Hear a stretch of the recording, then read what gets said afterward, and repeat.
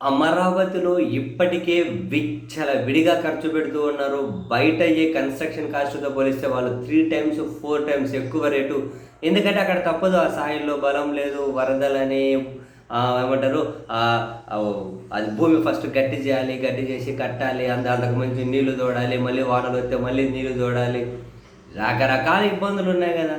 బయట కన్‌స్ట్రక్షన్ కాస్ట్‌తో పోలిస్తే అక్కడ విపరీతమైన కన్‌స్ట్రక్షన్ కాస్ట్ ఉంది. 3 టైమ్స్, 4 టైమ్స్ ఎక్కువుంది అనేది కళ్ళ ముందు కనిపిస్తున్న సాక్ష్యాలే ఉన్నాయి గదా! ఈ క్రమంలో దాంతోటే షాక్ అవుతున్న నాలాంటి వాళ్ళకు ఈరోజు ఒక ప్రధాన పత్రికలో పెట్టిన హెడ్డింగ్ చూసి ఒకసారిగా నిద్ర కళ్ళు కూడా బయర్లు కమ్మాయి. ఏమని? మీటర్ రోడ్డుకి 10,00,000 అమరావతిలో. ఒక మీటర్ రోడ్డు ఏసినందుకు 10,00,000 రూపాయలు ఇస్తున్నారట అమరావతిలో. ఏందబ్బా సామి అని చెప్పి ఇమ్మీడియేట్‌గా నేను గూగుల్‌లో కూడా వెళ్ళి ఒకవేళ అంటే వివిధ సోర్సెస్‌లో వెతికాము ఆడ ఈడ చాలా సేపు. ఒకవేళ నేషనల్ హైవేలు ఉన్నాయి గదా! వాళ్ళు ఎంత ఖర్చు పెడతారు మీటర్‌కని? మాక్సిమం 2,00,000 రూపాయలకు మించి ఎక్కువ ఖర్చు పెట్టరట నేషనల్ హైవేలు. మరిప్పుడు అమరావతిలో ఒక మీటర్ రోడ్డుకి 10,00,000 రూపాయలు ఏంటి? బంగారు తాపడం ఏమన్నా ఎత్తున్నారా అనిపించింది. ఓరిని! ఏమంట? రాజధాని రోడ్ల అంచనాల్లో రికార్డు బద్దలట. వాళ్ళ రికార్డులు వాళ్ళే బద్దలు కొట్టుకుంటున్నారట. సీడ్ యాక్సెస్ రోడ్డు మూడో దశ విస్తరణ పనులకు ఏడీసీఎల్ టెండర్ అట. 755 మీటర్ల పొడవున 6 వరుసలతో నిర్మాణం అట. కాంట్రాక్ట్ విలువ 74.82 కోట్లట. 1 మీటర్ రోడ్డు నిర్మాణానికి 10,00,000 రూపాయలట. అంచనాలు చూసి నిర్ఘాంతపోతున్న ఇంజనీరింగ్ నిపుణులట. రాజధాని రోడ్డును మట్టి, రాళ్ళు, తారుతో కాకుండా బంగారంతో వేస్తున్నారా అంటూ నిపుణుల ఆశ్చర్యమట. రాజధాని రోడ్డు నిర్మాణ పనుల అంచనాల్లో అమరావతి డెవలప్మెంట్ కార్పొరేషన్ లిమిటెడ్ తన రికార్డులను తానే బద్దలు కొడుతోంది.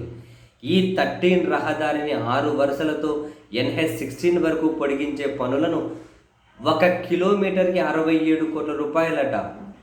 1 కిలోమీటర్కి 67 కోట్లు. బాబోయ్!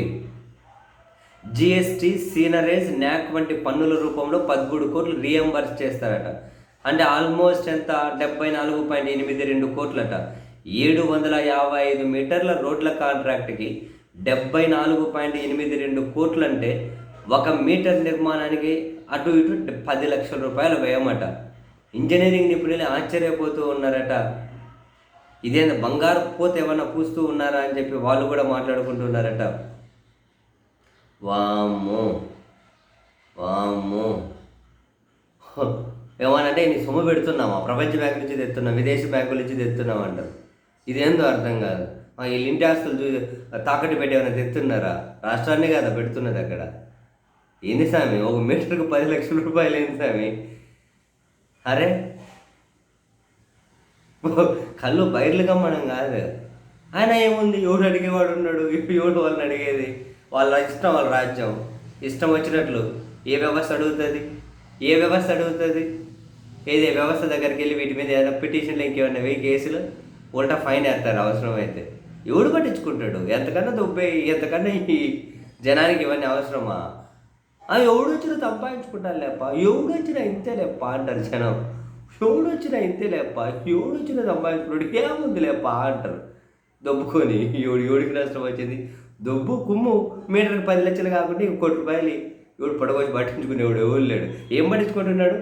మెడికల్ కాలేజీలు ప్రభుత్వ పరిధిలో ఉన్నవి ఆల్రెడీ కట్టేసిన మెడికల్ కాలేజీలు ప్రైవేట్ నుంచి దోచుకోరా బాబు అంటే ఏ జనం ఏం చెప్తున్నారు? ఏం లేదు. దొబ్బు ఏం నష్టమే ఉంది కానీ